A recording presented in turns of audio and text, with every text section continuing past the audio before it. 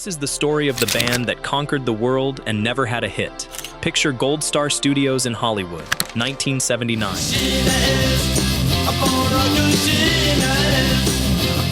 Phil Spector, the legendary architect of the Wall of Sound, has the Ramones locked in a recording session that has curdled into something closer to a hostage situation. He orders the guitarist to play one chord again and again and again for hours. By the bassist's own account, a pistol comes out, and the band gets waved back into the room at gunpoint. The producer who created that nightmare would later be convicted of murder. The band trapped inside it would walk out with the biggest selling record of their career, an album their own guitarist spent the rest of his life trashing. That was the Ramones.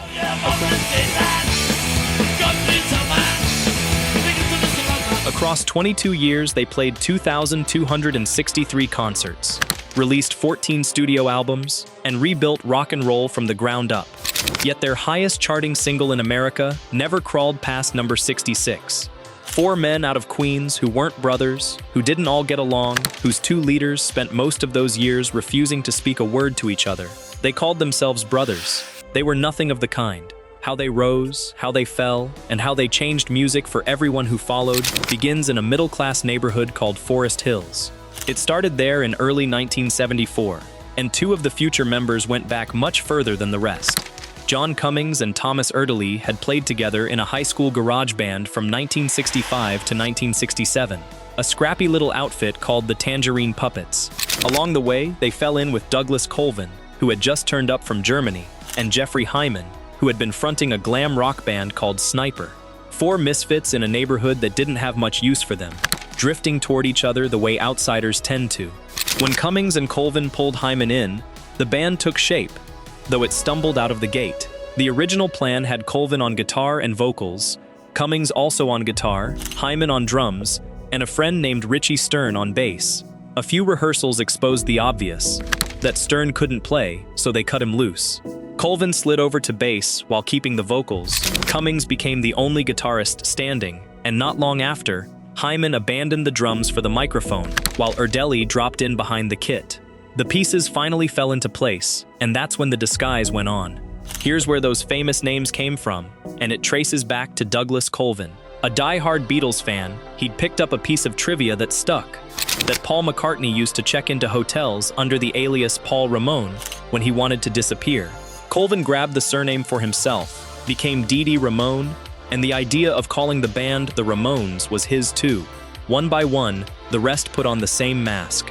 Jeffrey Hyman became Joey Ramone, John Cummings turned into Johnny Ramone, Thomas Erdelyi was reborn as Tommy Ramone. Not one of them shared a drop of blood. They simply decided, all at once, to become a family in public. Matching name, matching leather jackets, matching mop-top haircuts. Holding that performance together for 2 decades would turn out to be the hardest thing any of them ever did. These were not glamorous men. Johnny's father swung a hammer for a living, and Johnny himself had logged time as a plumber. Dee Dee clawed up through a rough childhood, born in Fort Lee, Virginia, the son of an American soldier and a German woman, raised partly in West Berlin before washing up in Queens. Joey carried the quiet weight of being pushed out by the people around him over his obsessive-compulsive disorder. Damaged, overlooked, a little lost, every one of them, which is exactly the kind of person their music was built for. The Ramones stepped in front of an audience for the first time on March 30th, 1974, at Performance Studios in Manhattan. Fast and short was the entire philosophy. Most songs ripping by in under 2 minutes. No solos, not an ounce of fat. Dee Dee would snap out a count of 1, 2, 3, 4, and the wall of sound came crashing down on top of you. And that's when they walked into the room that changed everything. On August 16, 1974, the band debuted at a grimy little downtown club called CBGB, a name that stood for Country, Bluegrass, Blues, which tells you how little anyone there saw coming. A young writer named Legs McNeil, who would soon help launch Punk magazine, nailed that first night. Quote, "They were all wearing these black leather jackets, and it was just this wall of noise. These guys were not hippies. This was something completely new." End quote. Something completely new, which is exactly what walked in the door.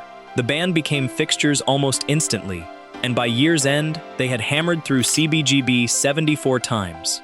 Their sets stayed brutally short, around 17 minutes from the opening count to the last dying chord. They'd blow through a dozen songs and march off, but inside that violent little burst, they were sketching a blueprint thousands of bands would steal for the next 50 years. And then came the songs that turned that blueprint into scripture. Their debut single, Blitzkrieg Bop,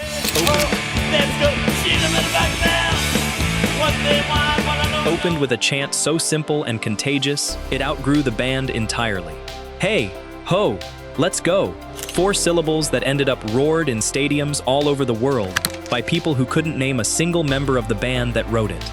Pinhead gave the world another battle cry, the strange and beautiful Gabba Gabba Hey. And then, on the 1978 album Road to Ruin, came the song that would outlive them all.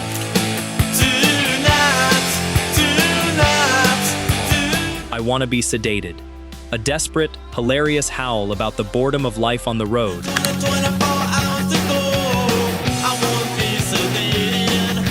That turned into their most beloved anthem. None of these were hits the way the industry measured hits. Every one became immortal anyway.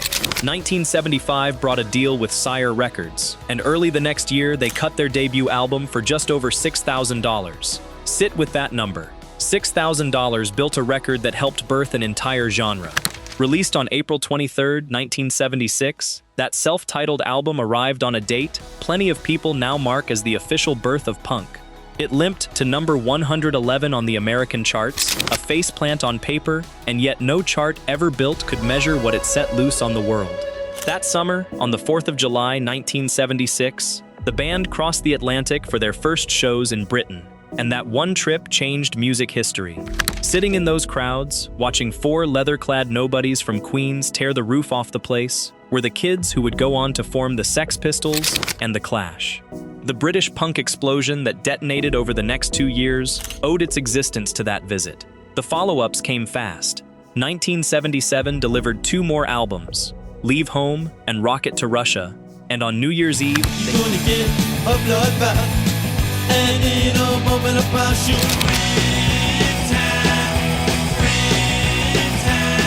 they captured a live double album, It's Alive, at the Rainbow Theatre in London. Now here's the pattern that haunted their entire run. Rockaway Beach climbed to number 66 on the American singles chart, and that, hard as it is to swallow,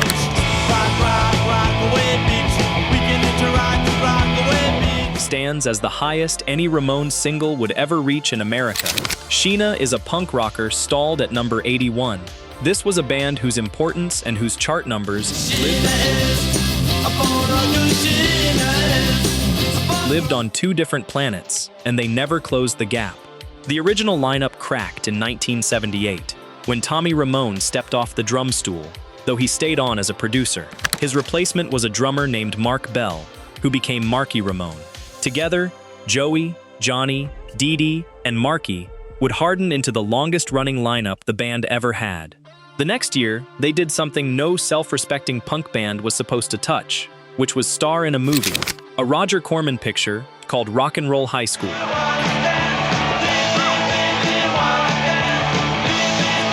And here's the cruel part, the part that turns this from success story into tragedy, because it was on the set of that very film that the deepest wound in the band's history quietly opened up. Hold that thought. First, the album that nearly finished them. By the tail end of the decade, the Ramones still hadn't landed anything you could call a hit, and the hunger to break through was eating at them. Their management reached for one of the biggest names in pop production, Phil Spector, the genius behind records for the Ronettes and the Righteous Brothers. On paper, it read like a match made in heaven, since the Ramones worshipped 60s girl groups, and Spector practically invented that sound. What it became instead was one of the most suffocating recording experiences in rock history. Sessions cracked open on May 1, 1979, and Spector quickly revealed himself as a perfectionist of the most punishing kind, forcing Johnny to play one chord for hours until the man nearly lost his mind. Dee Dee wrote it down plainly. Quote, Phil would sit in the control room and would listen through the headphones to Marky hit one note on the drum, hour after hour after hour after hour. End quote. Seymour Stein, the head of Sire Records, summed it up in a single line. Quote, to Johnny, this must have been like the Chinese water torture. End quote. And then there's the story that became legend, the one with the gun. though the accounts flat out contradict each other. Dee Dee, in his autobiography, described Spector pulling a pistol and motioning the band back into the piano room. Marky Ramone has waved the whole dramatic version away. Quote, "There were no guns pointed at anybody. They were there, but he had a license to carry. He never held us hostage. We could have left at any time." End quote. The truth probably lives in the haze between the legend and the denial. But nobody disputes that those sessions were tense, controlling, and unlike anything the band had ever crawled through. The album was End of the Century, released on February 4th, 1980.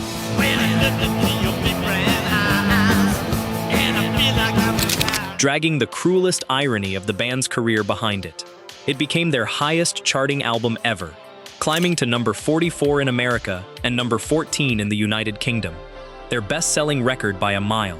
Johnny Ramone loathed it. Years later, he swatted it aside with one contemptuous sentence, quote, "End of the Century was just watered-down Ramones," end quote.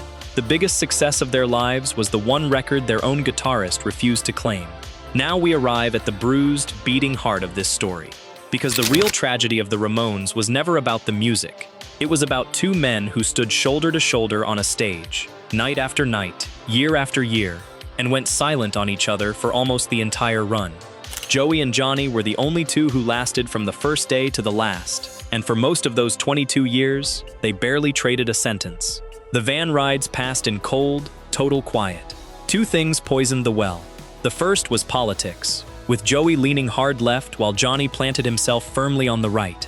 The second cut far deeper, the kind of betrayal a man never recovers from, because the two of them fell for the same woman. Her name was Linda. During the late 1970s, while the band was in Los Angeles shooting Rock and Roll High School, Joey started seeing her and let himself believe it might last. Then Johnny fell for her too. In the early 1980s, Linda walked away from Joey to be with Johnny, and the two married in 1984. Joey never forgave it, not for a single day of the rest of his life. Plenty of people believe he bled that heartbreak into his songwriting, including a track called "The KKK Took My Baby Away." This sank so deep that, years later, Johnny wouldn't go near Joey's hospital bed as the man lay dying, and refused to set foot at the funeral, stating flatly that the two of them had never been friends. The brothers who weren't brothers had stopped speaking entirely. The matching jackets, the shared name, the united front, all of it was gospel on stage, and a complete fiction the second they stepped off. But I owe you the other side, because the people who were actually in the room have pushed back on the legend. Linda herself called the Never Spoke story overblown. Quote, "Some of it is true, but Joey sent Johnny a Christmas card every single year, and they did talk. But Johnny thought it was more punk for everybody to think nobody got along." End quote. The way she tells it, the band always came first. Whatever the truth buried in there, they kept the machine running for 2 decades, gritting their teeth for the sake of the music, and somehow the music outlived the friendship it cost them. The lineup kept shifting through the 1980s. Marky got cut loose in 1983, swapped for a drummer named Richard Reinhardt, who became Richie Ramone and held the chair until 1987. And then there was Dee Dee, the strangest casualty of them all. The most prolific songwriter in the band was losing a private war the whole time. Dee Dee wrestled with addiction, heroin worst of all, for most of his life, a fight that had its hooks in him as a teenager.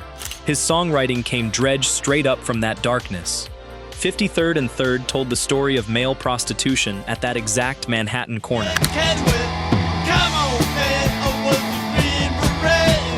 Drawn, by most accounts, from things he'd lived through.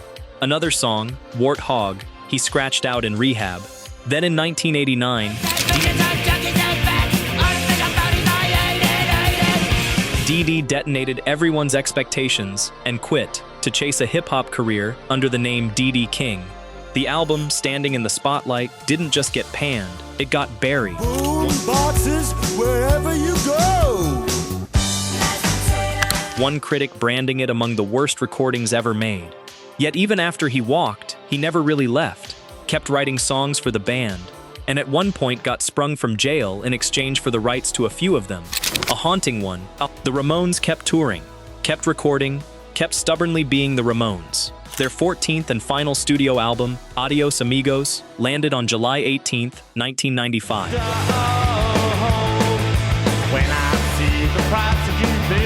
And by then, the end was in sight. The curtain dropped in 1996 when, after a run on the Lollapalooza Festival, they played their farewell concert in Los Angeles and walked away for good. Their last show came on August 6, 1996, 22 years almost to the season after that first gig.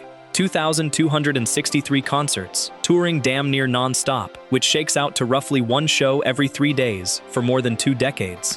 And this is where the story tips from rise and fall into something heartbreaking, because in the space of just a few years, the band that had outlasted everything started to simply disappear. Joey Ramone went first. On April 15, 2001, lymphoma took him. The very next year, on March 18, 2002, the Ramones were inducted into the Rock and Roll Hall of Fame in their first year of eligibility, the ultimate vindication for a band critics had spent decades sneering at. Fittingly, it was Green Day, one of the countless bands the Ramones made possible, who tore through Blitzkrieg Bop that night in their honor.